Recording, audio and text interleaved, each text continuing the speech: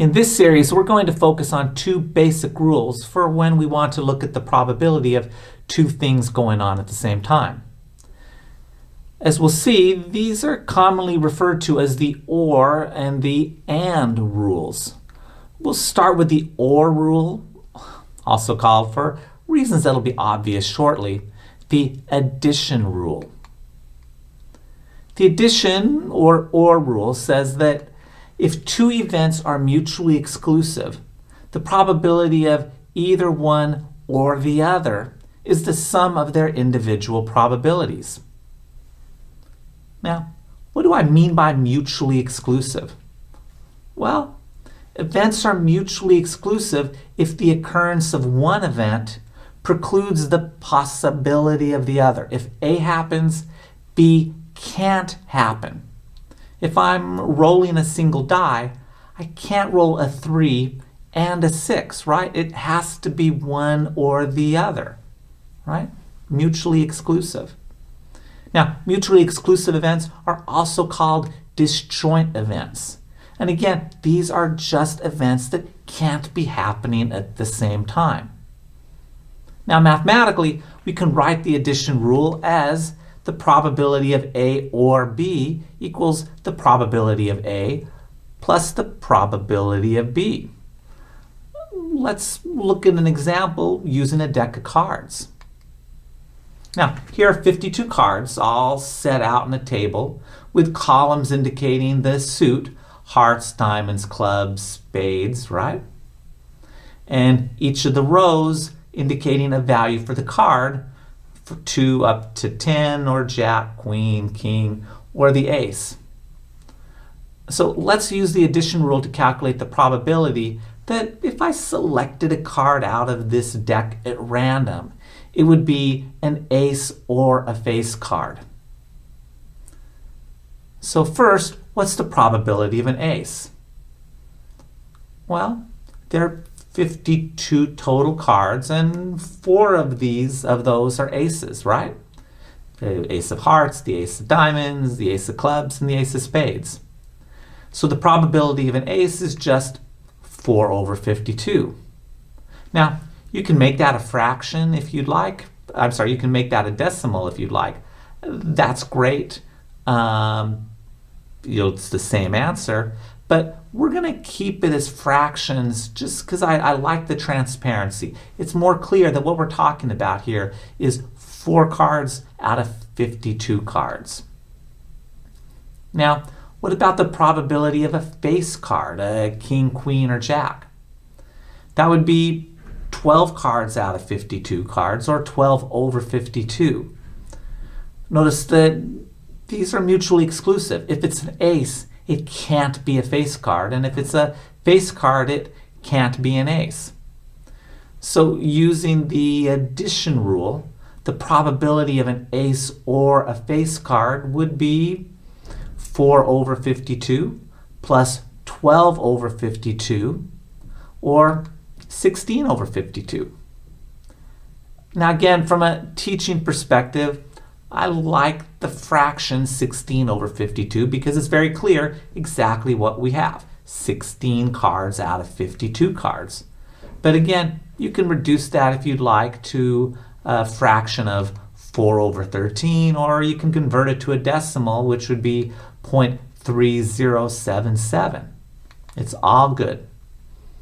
Now, as a little aside, in set theory, they talk about this as the union of these two sets, the union of the set of aces and the set of face cards. We're looking at the probability of that union. We're not going to get into set theory. Don't worry about that. But it's nice to know some of the language, like being able to say bonjour if you're in France, right? Okay, so that's when events are mutually exclusive. But what if they're not mutually exclusive? Well, if two events are not mutually exclusive, the probability of either one or the other is the sum of their individual probabilities minus the probability of both occurring. mathematically, you can express this as the probability of A or B equals the probability of A plus the probability of B minus the probability of A and B. To see what we mean by that and why we need to include that minus the probability of A and B, it may help to use another example. So let's return to our deck of cards, but this time let's calculate the probability of selecting a face card or a heart.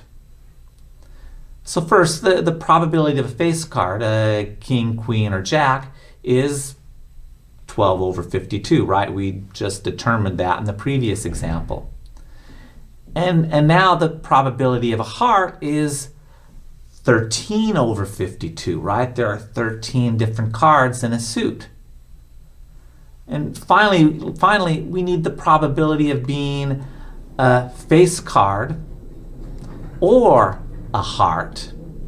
See where they overlap there? It's that orange section right here. Now, those are the three cards that are a heart and a face card.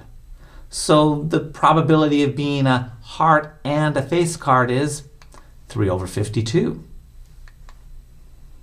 If we just add up the probability of the face cards and the probability of the hearts, we count these three cards twice.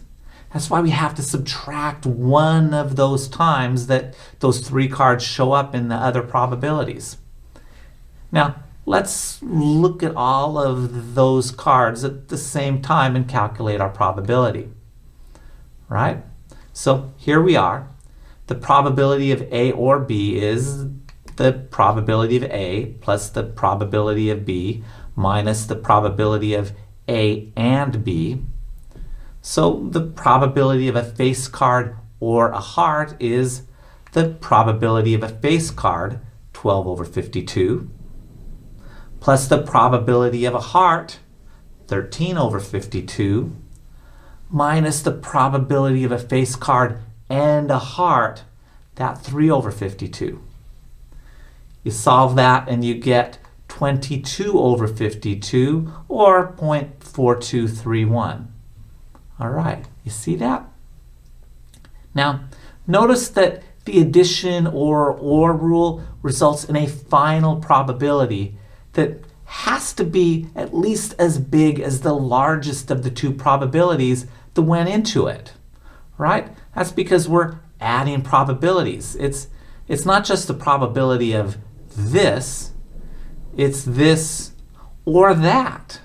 It's either of them. We're interested in more options, more possibilities, which means bigger probabilities, right? If you're solving an or question and your result ends up smaller than either of the original probabilities, you know you've done something wrong, right? Now, of course, these examples use cards, but it can apply to other situations as well. For example, let's go back to rolling a pair of dice. How about this problem? If we're rolling 2 dice, what's the probability of rolling a 4 or an 8? Now, pause for a moment if you need to check. Okay, now they're mutually exclusive, right? The dice can't total to 4 and total to 8 at the same time. A 4 precludes the possibility of an 8. So mathematically, we can write that as the probability of a 4 or 8 is equal to the probability of a 4 plus the probability of an 8. Nothing to subtract at the end. So that's the probability of a 4, or 3 over 36, plus the probability of an 8, or 5 over 36, which sums to 8 over 36, or 0.2222 if you want to write it as a decimal. Okay? Now, let's do another example that adds a little more complexity. What's the probability of rolling an even number on die number 1 or an odd number on die number 2.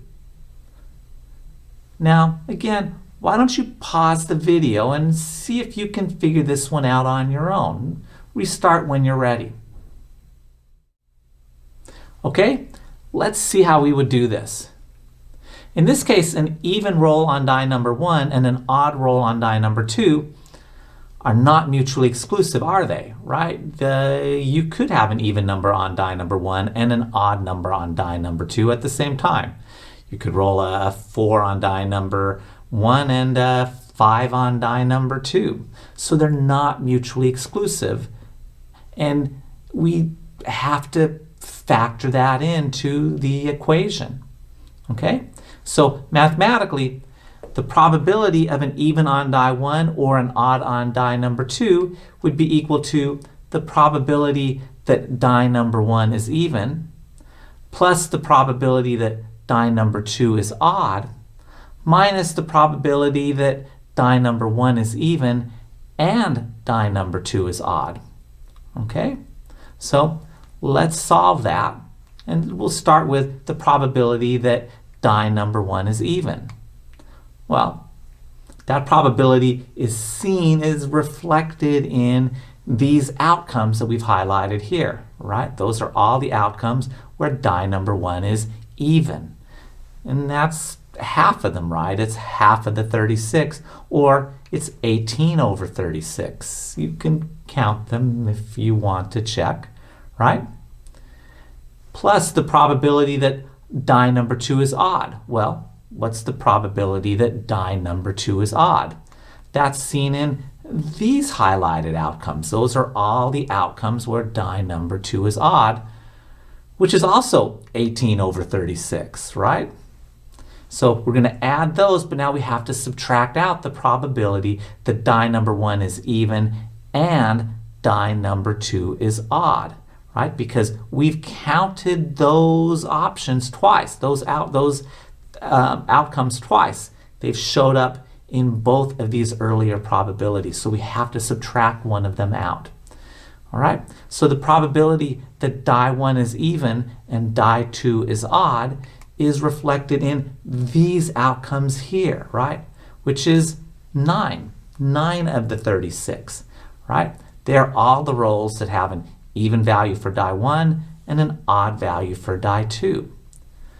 So once we subtract that out, our answer is 27 over 36, or 0.75 if we convert it to a decimal. The probability of rolling an even on die number 1 or an odd on die number 2 is 27 over 36, or 0.75. Now, in all honesty, this is still a pretty basic example, but you see how you have to think about it a bit more. Now, if you want to see a more complicated but entertaining example of still some basic probability that has nonetheless confused some very smart people, watch our video on the Monty Hall effect, all right? Now, before wrapping up, notice that probability is not just 2 plus 2 equals 4. It's story problems, it's word problems, it's life problems. And that's more complicated than just solving an equation. As a result, you have to pay close attention and figure out, what exactly do we mean by this? Or how might this thing be influencing that? What exactly is being asked in some maybe long and confusing question? In more advanced probability work, you'll see that the probabilities can even change in the middle of your problem. And you have to recognize that even when no one's telling you that that's happening. It's much more than just solving an equation. It's figuring things out, things that may be ambiguous or unclear, or may not even have a definitive answer. And to do so, to succeed, you have to stay focused. You have to think and know exactly what you're doing and why. Follow the advice of the Jedi Master. Never his mind on where he was. What he was doing. Listen to Yoda. That's the key to mastering probability and statistics. It takes paying close attention to what you're doing and figuring out exactly what a question is asking. It also takes time and practice, but like all things, we'll start with small steps, so don't worry yet, okay? Now, let's wrap up this video here. In our next video, we'll learn about the AND rule, or also known as the multiplication rule. All right? See you then. Take care.